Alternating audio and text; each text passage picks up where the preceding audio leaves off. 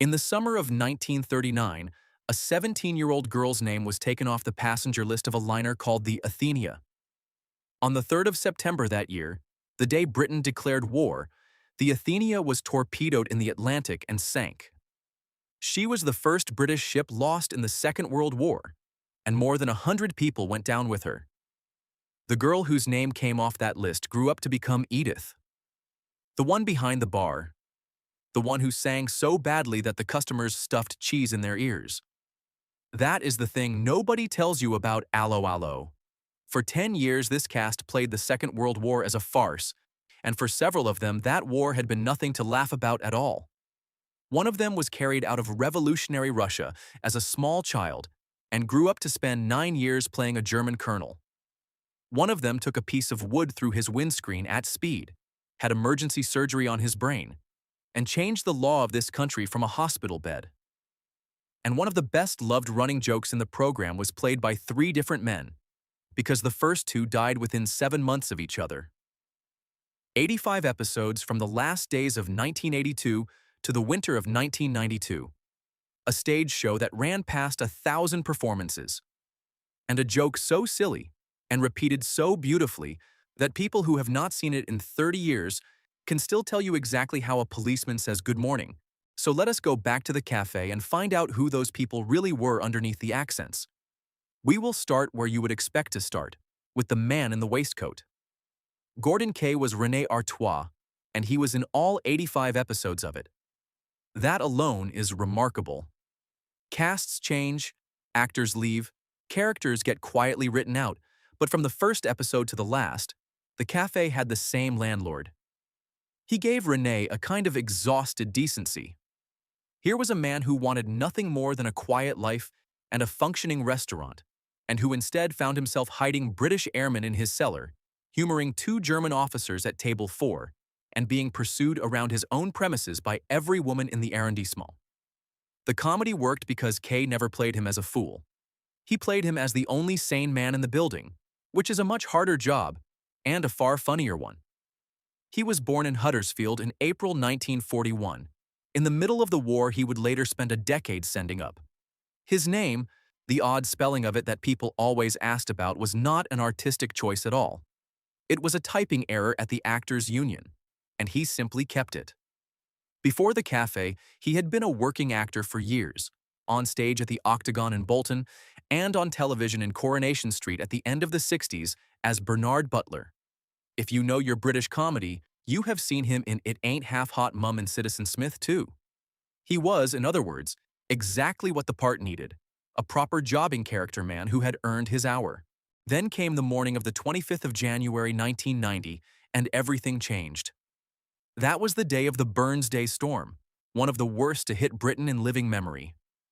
Kaye was driving his car through London in it. A piece of wooden advertising hoarding, torn loose by the wind, came through his windscreen and into his head. He was rushed to Charing Cross Hospital and underwent emergency brain surgery. He survived, and he carried the scar on his forehead for the rest of his life. What happened next in that hospital room became something bigger than a celebrity news story. While he was recovering, still seriously unwell, journalists got into his room and photographed him. His representatives went to court to stop the pictures being printed, and the case that followed, which carries his name to this day, became one of the most cited decisions in English law on privacy, taught to law students who have never seen a minute of the program. A man best remembered for a French café accent ended up leaving a mark on the law of the country. And then, having been through all of that, he went back to work. That is the part I want you to sit with for a second, because it is easy to skate past. A man takes a piece of hoarding through his windscreen at speed, has emergency surgery on his brain, wakes up to find strangers photographing him in his hospital bed, fights it through the courts, and then simply goes back to the studio and carries on being funny for another 2 years. The show ran on to 1992. He took René onto the stage more than 1,000 times. He earned a BAFTA nomination along the way, and in 2007 he came back one more time for a revival special, more than 20 years after the first episode. He worked outside the cafe too, more than people remember. He is in Terry Gilliam's Brazil. He is in the Porridge film. He was in Come Back, Mrs. Noah before any of this began. He wrote his autobiography, in which he was open about being gay at a time when a great many of his contemporaries in British entertainment were still saying nothing at all, and he was open about far more difficult things in it besides. His last years were quiet. He spent the final 2 of them in a care home, living with dementia, and he died in Knaresborough in North Yorkshire on the 23rd of January 2017 at the age of 75. His funeral was attended by the people he had shared that café with, which feels like the right way for it to have ended. He had spent 10 years playing a man trying to keep everybody safe in the middle of a war, and the affection people still hold for him is entirely undiminished. Second on our list is the woman who sang at him, shouted at him, and was in almost every scene he ever played. Carmen Silvera was Edith, and it is difficult now to explain to anyone who did not watch it how funny that performance was. Edith singing was the running joke that never wore out. The customers stuffing cheese in their ears, the piano gamely continuing, Edith entirely convinced of her own gift. To play someone that badly, that well, night after night for 10 years, and to keep it fresh, takes an actress of real technical control. She was not French, and she was not even British. Carmen Silvera was born in Toronto in June 1922, and she trained at the London Academy of Music and Dramatic Art before working her way up through repertory theatre, which in those days meant a new play every week and very little sleep. Her television career began properly in 1962 in Z-Cars, and if you look through the credits of British television in the 60s and 70s, you will find her everywhere, in Compact, in Lily, and in more than one visit to Doctor Who. And now we come back to that passenger list. Carmen Silvera was the 17-year-old whose name came off the Athenia in the last summer of peace. Everything that followed sits on the other side of that one small administrative change in a shipping office. The drama school, the years of weekly repertory, the hundreds of television appearances, the decade behind that bar. 43 years after the ship went down, she was standing in a television studio in London with a piano behind her, singing deliberately, gloriously badly, in a comedy about the very war that had so nearly taken her before it had properly begun. If she ever thought about that, she does not seem to have said so publicly. She simply got on with the work, which is what her whole generation did. Her private life was smaller and sadder than the noise of the character suggested. She married the actor John Cunliffe in 1949, having met him in repertory in Tonbridge during the war years. The marriage ended after she suffered a miscarriage, and she never married again. She kept working, right through the run of the show and after it, and she was a heavy smoker for most of her life. She died of lung cancer on the 3rd of August 2002 at the age of 80. Her final years were spent at Denville Hall, the retirement home for actors in North London. Remember that name, because we are going to come back to it. Edith was written as a joke about a woman who could not sing. Carmen Silvera made her into somebody you were genuinely fond of, which was never in the script. The third face is the one people always assume they know, and almost nobody does. If I told you the actor who played the German colonel was Russian, born in the wreckage of a revolution, you would probably think I had got my facts wrong. Colonel Kurt von Strohm was played by Richard Marner, and that was not the name he was born with. He was born Alexander Pavlovich Molchanov in March 1921, in Petrograd, in what had just become Soviet Russia. In 1924, when he was 3 years old, the whole family got out. They traveled through Finland and then Germany before they finally reached Britain, helped by his grandmother, the writer Olga Novikov, who was living in Harley Street in London. Sit with that for a moment.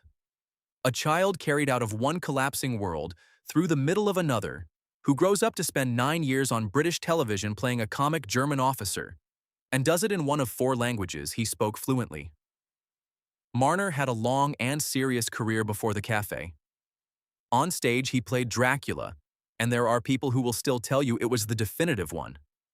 On film, you have almost certainly seen him without knowing it. In Ice Cold, in Alex, in The African Queen, in You Only Live Twice. He worked steadily from 1950 all the way to 2002. Then, in 1984, he took the part of the Colonel, appeared in every series through to 1992, and became, at last, a face the whole country recognized. He married Pauline Farr in London in 1947, and they had a daughter in 1958. He retired to Perthshire in Scotland, a long way from Petrograd, and he died in Perth on the 18th of March 2004 from bronchopneumonia. He was 82. The colonel spent 9 years being outwitted by a café owner. The man playing him had already outrun history itself before he was old enough to remember it. Now, a word before the next one, because his story is the one that has stayed with me longest. Sam Kelly played Captain Hans Geering, the mournful, put-upon officer whose farewell to a room was the sort of joke that should not survive repetition, and somehow always did. He had a beautiful stillness in that part. Everyone else in the café was shouting, and he simply looked tired, and that was funnier than any of it. His real name was Roger Michael Kelly, and he was born in Salford in December 1943. He was abandoned at birth. He was taken in and adopted, and he grew up to become one of the most quietly reliable actors of his generation, the sort whose face you know from 10 different programs without ever quite catching the name. He trained at the London Academy of Music and Dramatic Art, the same school Carmen Silvera had gone through a generation earlier, and he built his career the slow way on stage, where he was serious, respected, and almost constantly employed. He was the definition of an actor's actor, the one the other actors in the room quietly watch. Before the café, he was Bunny Warren in Porridge, the inmate who could not read. It is a small part on paper, and he turned it into one of the most touching things in that program, because he played Warren's illiteracy without a shred of pity or mockery, so that the running joke about him asking other men to read his letters somehow made you like him more rather than laugh at him. That is a very difficult thing to do, and Kelly did it in his 20s. Afterwards, he was Ted Liversidge in Barbara for 4 years, and he turned up alongside Dennis Waterman in On the Up as the chauffeur. If you have watched any quantity of British television made between 1974 and 2014, you have watched Sam Kelly, probably without ever learning his name. He shared his life for many years with the journalist and psychotherapist Grace Piniazek, until her death in 2009. He kept working after he lost her. He fell ill with cancer, fought it for a long time, and died on the 14th of June 2014 in a hospice in Esher, Surrey, at the age of 70. A boy left behind at the very beginning of his life grew up to spend his career making rooms full of strangers feel comfortable. There is something in that worth holding on to. Now, while we are all here together, tell me something in the comments. When you watch this, who were you watching it with? A parent on a Friday night? A grandparent who insisted on it? The whole family in one room arguing over the volume? That is the part these shows really preserve, and I would genuinely love to read yours. Now, before we go on to the next face, I want to tell you about a part rather than a person, because this is the strangest thing in the whole 10 years, and I have never once heard anybody mention it. You remember Monsieur Leclerc, the forger, the one who arrived in disguise, lifted whatever was on his face, and announced with enormous satisfaction that it was he, Leclerc. It is one of the best remembered running jokes in the program. 3 different men played him, and the first 2 of them died within 7 months of each other. The original was Jack Haig, and Jack Haig was music hall to his bones. He was born John Cecil Coppin in January 1913, the son of 2 music hall performers, and he had spent decades in front of live audiences before television ever found him. Older viewers in the north of England knew him long before the café because he had been Wacky Jackie on the 1 o'clock show and a regular fixture on children's television, playing the fool in the broad, generous, deeply skilled variety style he had grown up inside. By the time he was cast as Leclerc, he was in his late 60s, and he made that entrance line into something an entire country could quote. He played the part for 51 episodes, from 1982 through to 1989. His final appearance was in the last episode of the 5th series, performing as a Spanish guitarist. He died on the 4th of July 1989, of stomach cancer, at the age of 76. The production had to carry on. So for the 6th series, the part was recast, slightly rewritten as Leclerc's brother, and given to Derek Royal. Royal was a wonderful choice. He was born in Reddish, in Stockport, in September 1928, and he was above all a physical comedian, an absolute master of the vague, the doddering, and the beautifully mistimed. You have almost certainly seen him without placing him, because Derek Royal is the dead guest in Fawlty Towers, the corpse being carried around the hotel in the kipper and the corpse. One theater critic called him simply one of the funniest men on the English stage. He played Leclerc for a single series. On the 23rd of January 1990, he died of cancer in London, at the age of 61. Two men, both of them lovely at the job, gone inside 7 months in the same small part, in the middle of a comedy about war. The role passed then to Robin Parkinson, who carried it through the last 3 series, 22 episodes, all the way to the end in 1992. Parkinson was born in Coventry in October 1929 and had one of those long, unshowy British careers that touches everything. Billy Liar, Dad's Army, Rising Damp, The Professionals, and the narration of Button Moon for a generation of small children. He knew grief himself. His daughter Sarah, a radio and television writer-producer who was married to the comedian Paul Merton, died in 2003 at only 41. Robin Parkinson outlived her by nearly 20 years and died on the 7th of May 2022, aged 92. 3 men wore that same silly disguise and delivered that same silly line. It is worth knowing all 3 of their names. The 5th name belongs to the woman upstairs with the wireless set, and she had a career before this one that almost nobody in the audience knew about. Rose Hill played Madame Fanny LaFan, René's mother-in-law, permanently in bed, permanently displeased, and permanently in charge of everybody. It is a wonderful piece of comic acting, all timing and glare, and it looks effortless in the way that only very experienced work ever does. Because Rose Hill was not, by training, a comic actress at all. She was an opera singer. She was born in London in June 1914, and she began her professional life in 1939 as a soprano. She sang at Sadler's Wells, which we now know as English National Opera, in the lyric and soubrette roles, including Despina in Mozart's Così fan tutte. She sang Barbarina in The Marriage of Figaro at Glyndebourne. And in 1948 she stood on a stage and sang Lucy in the world premiere of Benjamin Britten's version of The Beggar's Opera, which is the kind of line that belongs in a music history book, not in a sitcom cast list. So when you watch the old woman in the bed being wheeled about and complaining, you are watching a genuine Britten premiere soprano 40 years on, having the time of her life. She married John St. Ledger Davis and she lost him in 1985. She had 1 child. And at the end of her life, she moved into Denville Hall, that same actor's retirement home in North London, where Carmen Silvera also spent her final years. 2 women who had shared a café set for a decade ended up under one roof at the close of it. Rose Hill died there on the 22nd of December 2003, at the age of 89. 6th, and we move to someone still very much with us, which after all of that is rather a relief. Guy's signer was Lieutenant Hubert Gruber, and Gruber was the great gentle surprise of this program. On paper, a lovesick German lieutenant with a little tank was a joke waiting to be crude. Signer never once let it be. He played Gruber with such genuine tenderness, such careful, hopeful courtesy, that the audience simply adored him, and in a show built entirely from broad national stereotypes, he somehow created the sweetest character in it. He was born in New York City in October 1947, to an American father from Manhattan and an English mother from Bexhill-on-Sea, which makes the actor behind Britain's favorite German officer an American by birth.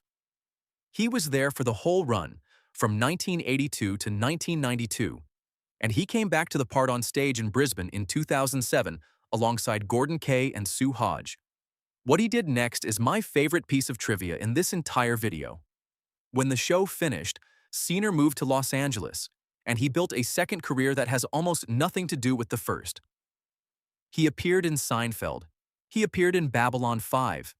He played Stuart Reed in Star Trek, Enterprise, which makes him one of only a small handful of actors ever to appear in both Star Trek and Doctor Who. He voiced characters across a run of Star Wars games through the 90s and into the 2000s, and he turned up in Pirates of the Caribbean. Lieutenant Gruber, of all people, went to Hollywood and joined both Star Trek and Star Wars. He came back to England in due course and settled in Chesham in Buckinghamshire. He is 78 now, and still going. And it is worth saying plainly what he achieved with that part, because it has aged better than almost anything else in the program. In 1982, a character like Gruber could very easily have been written and played as something to sneer at, and audiences at the time would not have blinked. Siner refused to do that. He gave him dignity and shyness and a hopeless, entirely sincere devotion, and he made the audience root for him. Watch it back now, 40 years on, and Gruber is not the part that makes you wince. He is the part that holds up.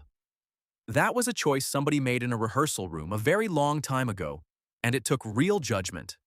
If you are enjoying this one, do subscribe before we finish because the last two names are the ones who are still out there working. And the very last is a joke that took me completely by surprise when I looked into it. Seventh is Yvette, and Vicky Michelle has had the longest afterlife of anyone in this cast. She played Yvette Carte Blanche in all 85 episodes, and she was, for a good many viewers of a certain age, the reason the program was on in the first place. What is easy to miss is how skilled that performance is. Yvette is a farce part, which is the most technically demanding comedy there is, all doors and timing and split-second reactions, and she made it look like nothing at all. She was born in Chigwell in Essex in December 1950 into an acting family. Her sister is the actress and writer Anne Michelle. She married the cinematographer Graham Fowler in 1974, and they are still together more than 50 years on, which in this business is its own kind of achievement. Their daughter Louise, born in 1989, became an actress too. She never stopped working after the café closed. She spent 3 years in Emmerdale as Patricia Foster. She went into the jungle on I'm a Celebrity in 2014. She cooked on Celebrity MasterChef. And in 2023, at 72, she turned up in EastEnders as Jo Cotton, which means she has now appeared in 2 of the biggest British soap operas of the last half-century, 40 years apart. In 2010, she was appointed a member of the Order of the British Empire, and it was not for the acting. It was for services to charity, which is the part of her life that gets the least attention and probably deserves the most. She is 75 now, and she is still, by every account, the one who keeps this cast in touch with each other. And last, the man who did the single most quoted thing in the entire program. Arthur Bostrom played Officer Crabtree, the British agent whose cover as a French policeman was undermined every time he opened his mouth. Good moaning. 3 syllables that an entire country can still reproduce on demand. The joke was that Crabtree's French was so poor that his English came out mangled, and Bostrom delivered it with the absolute seriousness of a man who believed he was blending in perfectly, which is exactly why it worked. Here is what I did not know, and what made me laugh out loud when I found it. Arthur Bostrom speaks fluent French. Genuinely, properly fluent. The most famous bad French speaker in British television history is a man who could have ordered dinner in Paris without any trouble at all. He was born in Rugby in Warwickshire in January 1955, read for his degree at St. Chad's College at Durham University, and was performing at the Edinburgh Festival by 1977. He came to the café in the middle of its run and walked away with a catchphrase that has outlived nearly everything else on television from that decade. He has never stopped working since.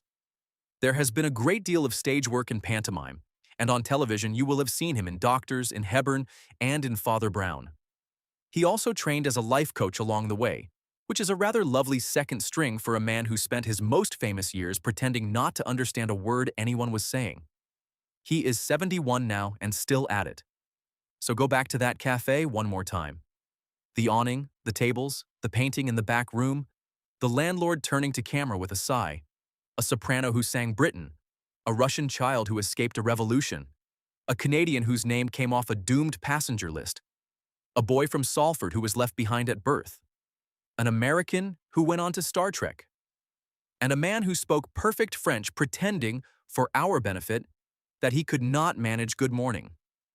They made a farce out of the worst thing that had ever happened to Europe, and they made it kind.